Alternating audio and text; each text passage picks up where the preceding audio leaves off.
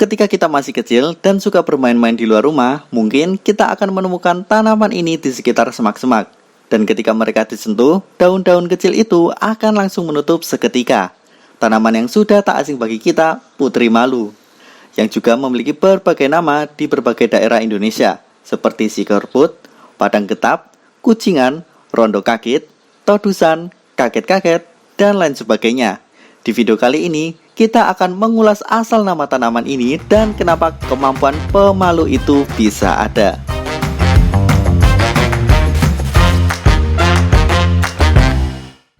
Hai, selamat datang di Teman Sains. Tumbuhan ini sebenarnya memiliki nama latin Mimosa pudica. Putri malu diketahui berasal dari wilayah Amerika Selatan atau lebih tepatnya berada di negara Brazil.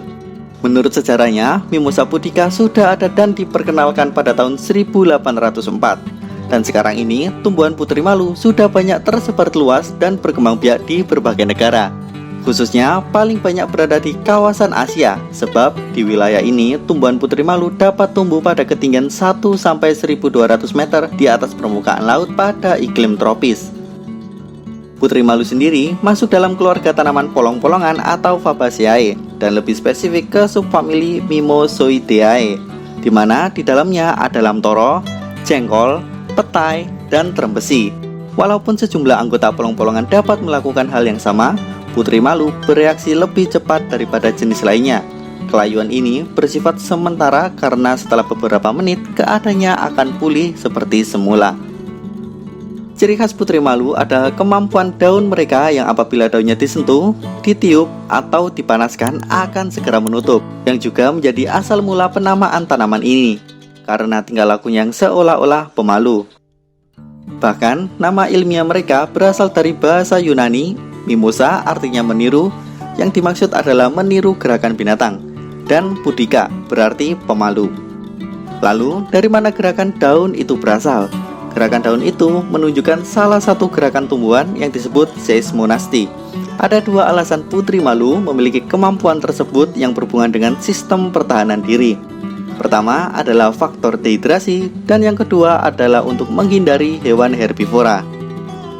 Meskipun tinggal di wilayah tropis yang punya hujan tiap tahun, namun panas juga merupakan ancaman bagi tanaman ini.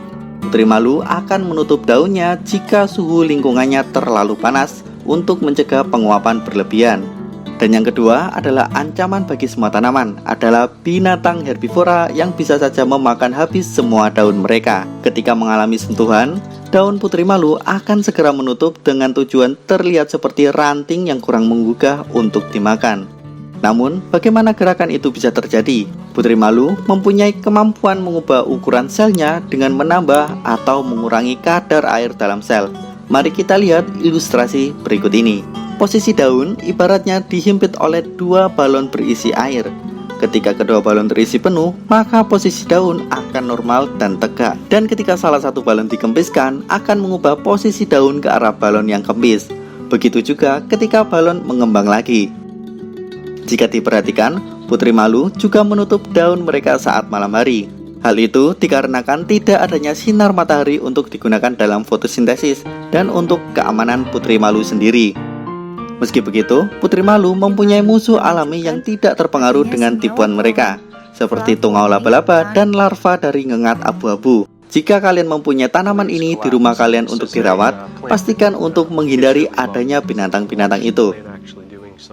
Hey, kalian ingin membahas apa di video selanjutnya? Tulis di kolom komentar ya. Dan pastikan subscribe channel Teman Sains untuk update tiap minggunya. Sampai jumpa dan terima kasih.